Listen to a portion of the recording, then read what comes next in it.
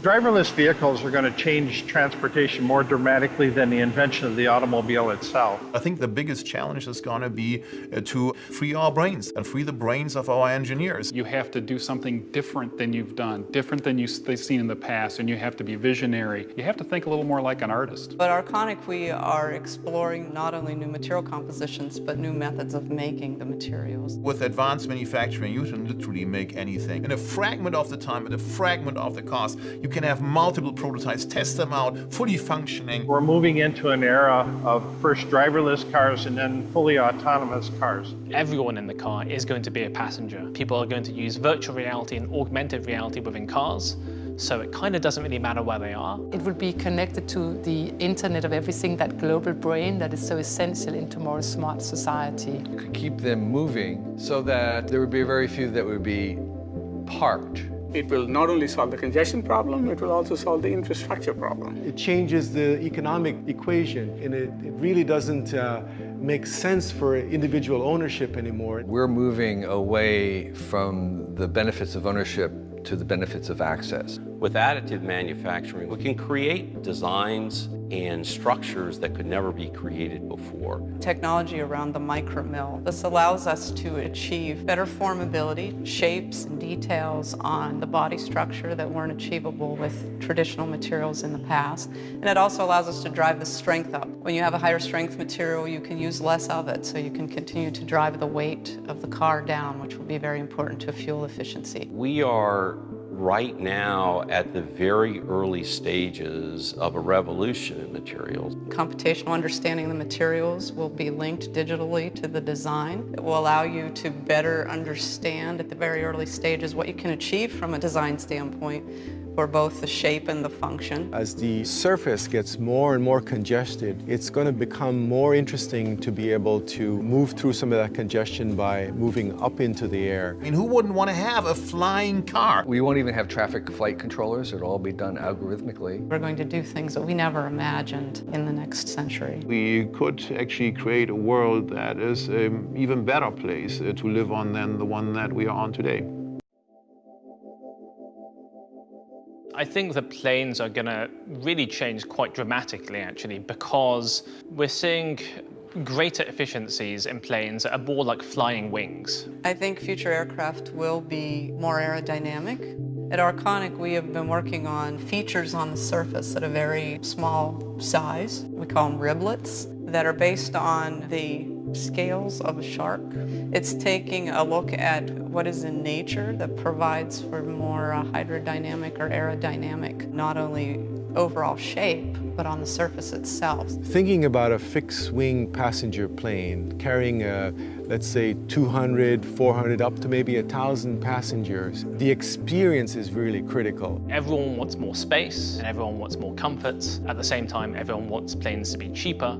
But probably it's going to interact with things like virtual reality and augmented reality. More specific destinations, more points that people can leave from and get to is absolutely something that will continue into the future. Propulsion systems will be required to continue to be more efficient with higher thrusts, which typically means that you're going to be operating at higher temperatures, burning your fuel more efficiently. It will result in the need for much higher temperature resistant materials. We could imagine a propulsion that's supersonic. That's supersonic and gets us from here to Europe in an hour or so. That's going to change the world. I think Arconic's going to be right at the forefront of making that happen. That's in our DNA and it's what we do.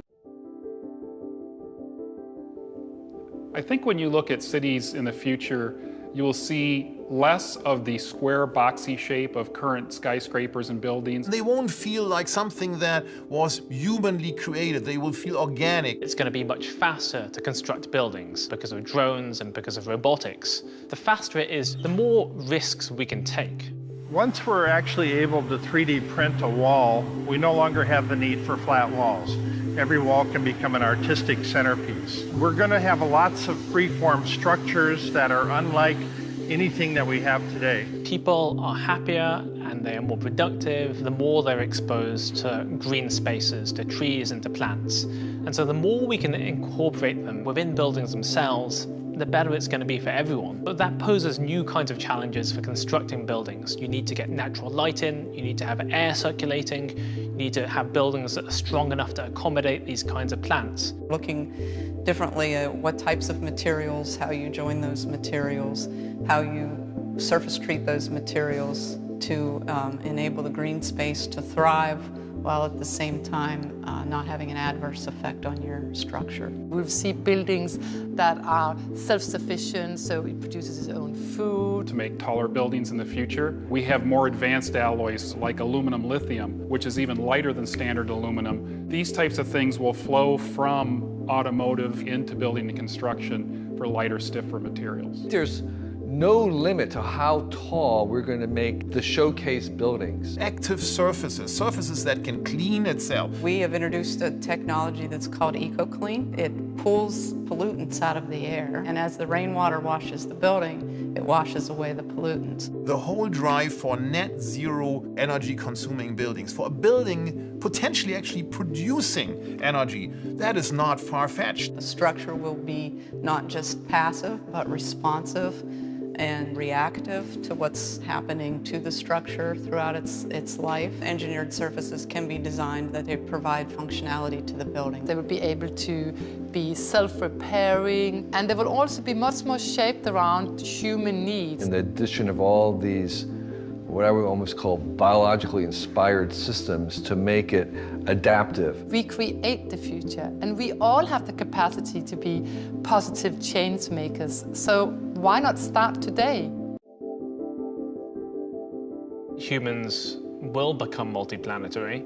Over the next 20 to 40 years, certainly we will travel to Mars. In some respects, it's going to be easier to get humans to Mars and to have them live there than we think. We've just saw that a mission was accomplished, to explore a comet. Every day we learn more about what's going on in outer space. One of the things that we have to remember that to get to outer space, you have to defy gravity. So light weighting will be critical for future spacecraft and rockets. This is another way that Arconic can play a role with advanced materials. We would have to be able to utilize the elements and the materials that are located on other planets.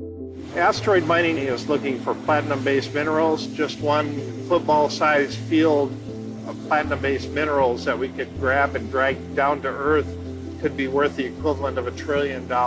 The way that most people think that a space elevator would be built is that we go and capture an asteroid, we put it into orbit, and then we go and put robots on it, and we mine the asteroid, and we extrude a cable or cables from both sides of the asteroid to send that cable through the atmosphere onto a point on the equator of the Earth. There are many exciting technologies that will come to space vehicles. Some of the technologies associated with control that allow someone to reuse the vehicle. Arconic can bring technologies like additive manufacturing and new materials that will enable all of that capability. With aluminums, with nickel alloys, with titanium alloys, and advanced manufacturing methods to make them lighter so that once they get to outer space, there can be more food, more supplies, more equipment. If we can dream it, we can achieve it. I think what most people don't know about us is that we're an ingot to install company. So we can produce the ingot, specifically titanium ingot, and we already manufacture components ready to be installed on an airplane.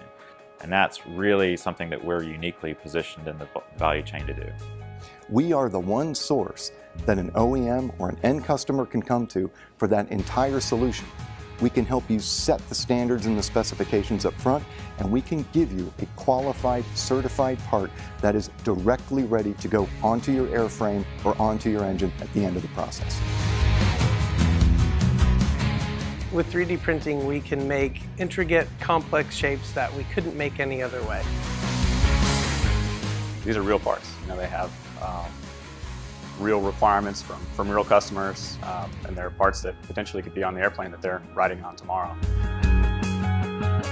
3D printing is going to work its way into every step of manufacturing. The key is, by bringing materials knowledge and manufacturing process knowledge, and by being able to work with any type of additive manufacturing, what we're going to do is we are going to be at the forefront of introducing additive techniques at each of those steps to create the most value both for our customers and for ourselves. And we're going to be able to do things that have never been done before that keep us at the forefront of working with our customers, the airframe customers, the engine customers, to deliver products that push the envelope